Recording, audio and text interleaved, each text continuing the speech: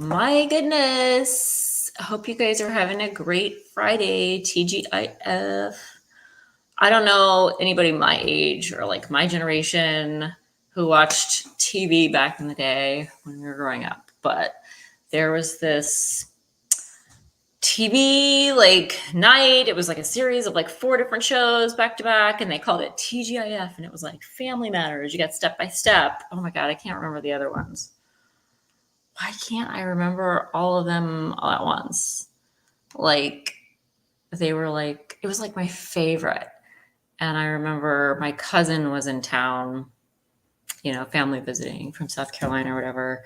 And it was a few days to a week when they would stay when we were younger and we would play and stuff. And I remember looking at her, I don't know, like telepathically thinking that she knew what I was talking about when I was like, oh my God, guess what today is? It's Friday. She was like, yeah. I was like, TGIF. She's like, yeah, TGIF. I'm like, she had no idea what I was talking about. She just totally went along with it.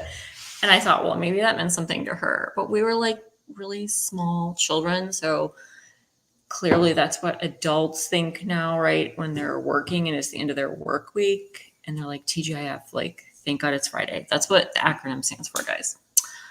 I might be really overdoing it, overthinking it, but I have that memory of, these shows that I loved. And Harrison is in the room. And he told me he would say hi before we get off here because I'm popping in, popping out. If you guys can, please check out Grace Fraga and I. Her channel is The State of Grace. Mine is Crystal Cheese.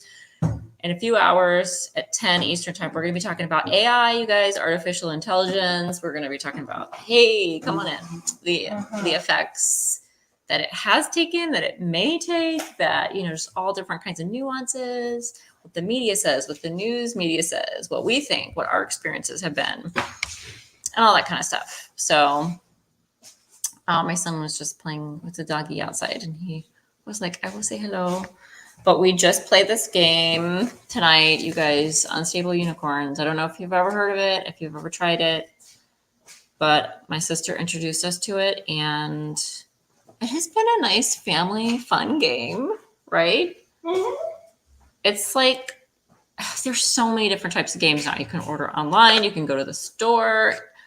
There's just too many. And have you ever tried to play a game, guys, where you're like, this sounds really cool, really great, really good idea, right? Really fun. And you start playing it and it just like doesn't work right.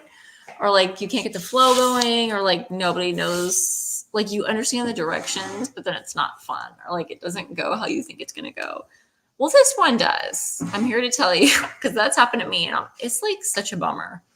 This one is legit, and it has cards that have meanings that are really awkward at first. When you play a new game, it's always awkward because you don't know what you're doing. You're like, am I doing this right? You're second guessing yourself a lot.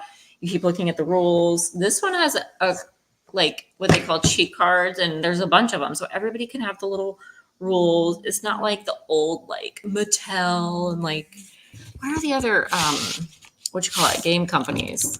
Let me do this, you guys. I'm on my old laptop and it's boing boing boing. I'm gonna be professional when I go upstairs. I like being, it's a Friday flow. It's like my Friday flow show, so I like to flow with it until I go upstairs and I have to be professional and behave myself. So yeah, there's an adult version of this game that's highly inappropriate, not for family fun. I don't know. It's something else with unicorns, but it's like dirty unicorn cards, basically, like sexy. Yeah. Oh. See, my son's old enough to know about these things, but like we don't. I can play that game. No, you cannot. Why not? I can play that it's game. Like 18 and up. It says it on the outside of the thing. So we play this. I can try it at least. Yeah. Why not? Just trust me. Jennifer would never let you do that. Anyway, oh my God, I just said my sister's name. She probably wouldn't want. Oh my God, what am I doing? I shouldn't say that. Anyway, change the topic. Oh, I brought the pineapple over because I was going to show what it looks like from the neighbor's house. Well, because it's like a fresh pineapple that's grown. I think everybody knows what pineapple looks like. Yeah, but these look different than the ones you buy at the store. Okay. So the neighbor brought this over. How adorable is this? And oh my God, it smells really good. You know, you just smell it. So I asked Alexa last night because there's an Alexa on here. I mean, when I have my place, I don't do it on Alexa because Alexa's always listening, right? But here, where I'm staying, this family friend, I talked to Alexa, and she said there's 5 different species of pineapple. So I'll have to do more research about that later. But we ate one of these last night. It was really good. It tasted different than the pineapples I usually buy at the store. You know, like the Dole pineapples and like that very, you know, particular taste. This one tastes more like a, what do you call it? When you make a pina colada, which is really good. Like this tastes like you're eating a pina colada. I know it's made with pineapple, but you know, like it has that particular taste. So I think it would be really good to make a drink out of these, but they're really good. And I know you guys are talking about growing the pineapple. Like you, what do you do, Harrison? So to grow, do we have to chop it off evenly, the top? No, And then no. Our neighbor said you have to chop it off like at that point right there. Okay, like evenly Because, around. like, yeah, like right there, and then put it in the Okay, pot. let's do that. We could put it in water tonight, and then we could put it in, like you said, the soil and transfer. If you Let's put want it in some. water, like how you're. If you want some tonight, sure. I do. I am like really wanting to taste it. Okay, I'm not gonna stay on here too long. Hi Neil. You know, nice to see you on here. You know what's funny? You've said that before. Interesting comment. Not hating at all. I've seen this comment 2 or 3 times, so I'm wondering if it's a legitimate comment. So, you know, I need to do some arm workouts. You know, that was one thing I thought of earlier. I was supposed to do my dumbbells and start them with the arms again today, but I did not. I've been doing my walk, and I started on legs again the other day. I don't know about you guys. It was so hard. Like I feel so heavy starting to try to do a squat and lunges again. And my son was helping me a little bit. And I have swam a little tiny bit in the pool, but the walk has been like at least around 3 miles a day. So that's really helpful. And I don't know what you guys are doing to keep up with your summer workout, but let me know. And yeah, I'm not going to stay on here too long. I've had 3 glasses of wine, which isn't like what I normally do. And then I need to drink some coffee just real quick so I can, you know, we're Friday flowing it out, but I'm going to get on here right at 10 with Grace Fraga again. Please join us if you can. And if not, I'll just share it anyway. But we're going to be talking about AI, which is a very trending topic. People have been talking about it for a while. There's a lot of different segments of it, and there's different ways to look at it. And people seem to have different timetables for it. So I guess it just depends on your perception, your viewpoint, your experience, the media you're consuming about it, what you believe, what you're buying into or not, or do you actually have your own thoughts about it?